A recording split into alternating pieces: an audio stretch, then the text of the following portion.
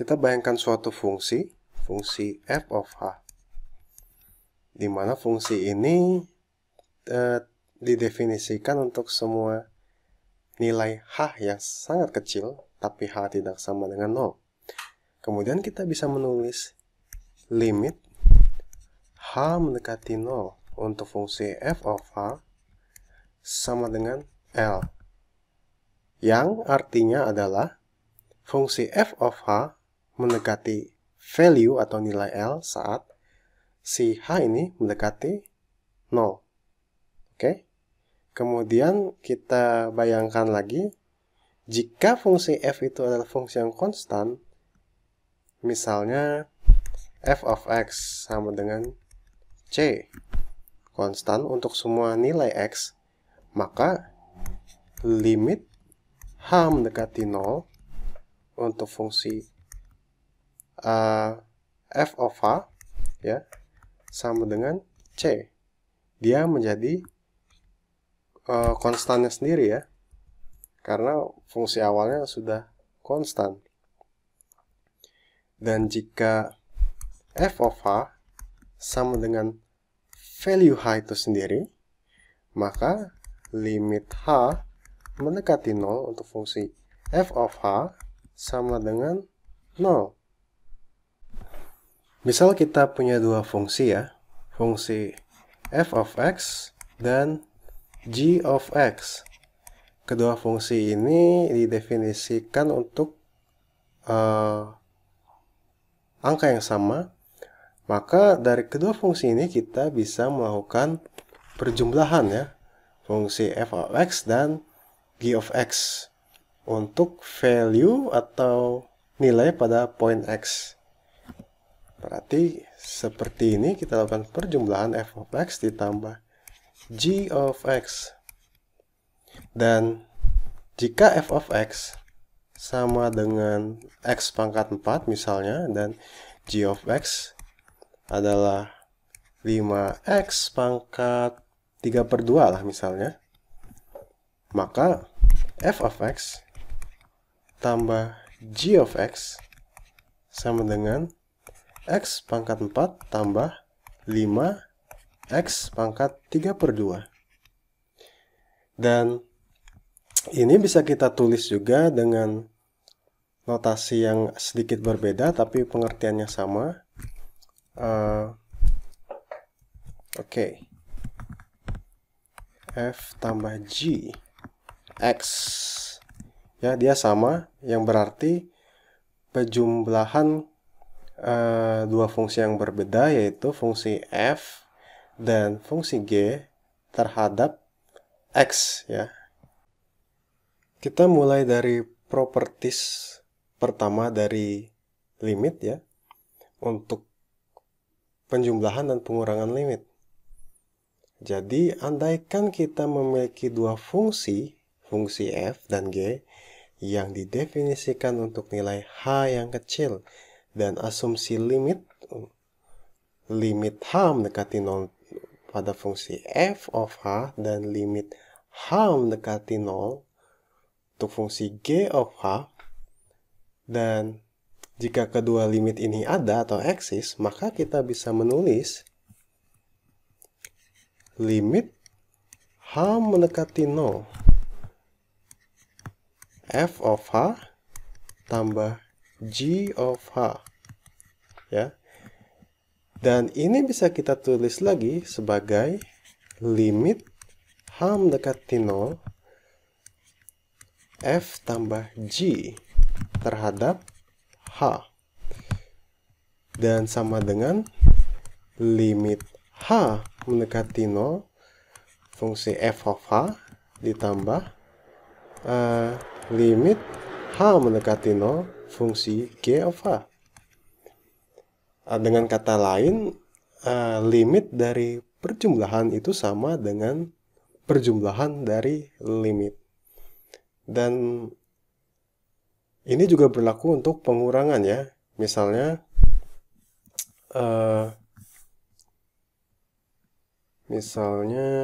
kita pakai warna lain, f minus g. Oke.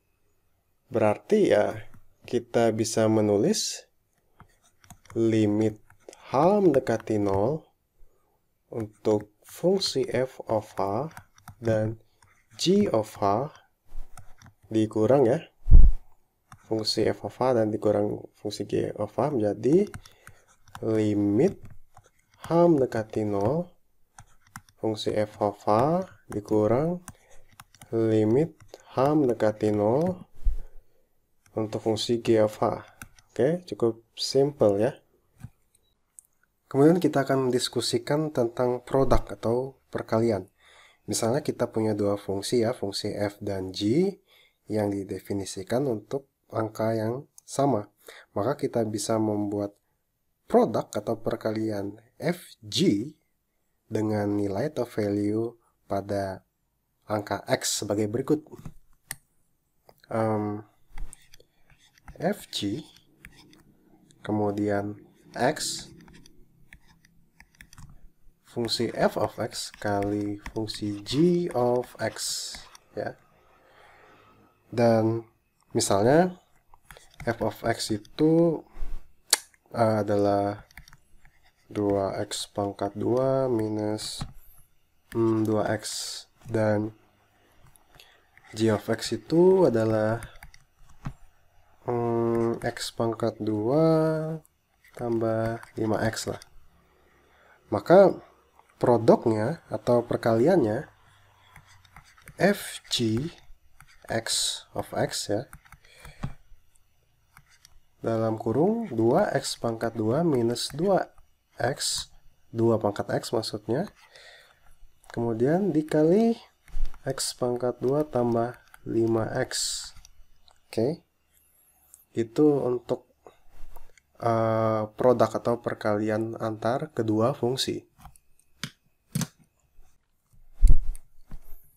Kemudian untuk properti kedua dari limit, kita bisa katakan misalkan fg adalah dua fungsi untuk nilai h yang kecil, dan asumsikan limit h mendekati 0 fungsi f of h dan limit h mendekati 0 untuk g of h itu eksis atau ada. Maka limit dari kedua, maka limit dari produk dari kedua fungsi ini eksis atau ada. Maka kita akan punya limit h mendekati 0 untuk fg, f kali g terhadap h sama dengan limit h mendekati 0 f of h dikali g of h sama dengan limit h mendekati 0 fungsi f of h dikali limit h mendekati 0 fungsi g of h. Dengan kata lain bisa kita katakan bahwa produk atau perkalian dari limit itu sama dengan limit dari perkalian atau produk. Kemudian kita ke quotient atau pembagian. Misalnya seperti sebelumnya, untuk fungsi f dan g kita melakukan asumsi ya di sini bahwa g of x ya tidak sama dengan 0.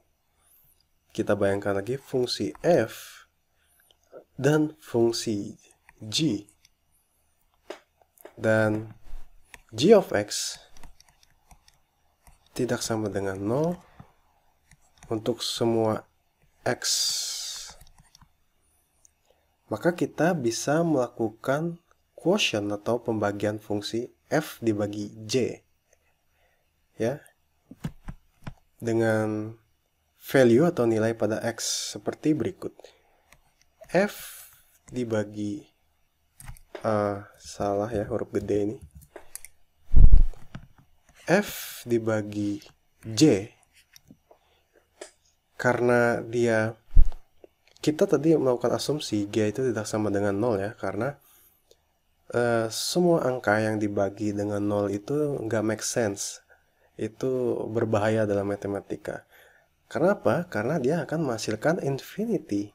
atau tak terhingga. Maka kita asumsikan G tadi, G of X tidak sama dengan 0. Berarti F dibagi G terhadap X ya sama dengan F of X dibagi G of X untuk value X yang sama. Contoh, misalnya F of X sama dengan 2X pangkat 3 dikurang 4X, dan G of X fungsinya X pangkat 4 tambah X sepertiga. Sebenarnya bisa apa saja ya fungsinya, tapi ya ini contoh saja. Maka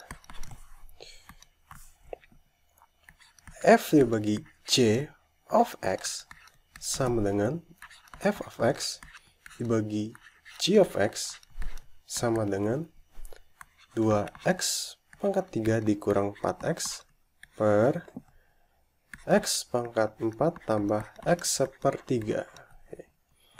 Ini untuk quotient atau pembagian antar dua fungsi. Berlanjut ke properti ketiga dari limit ya.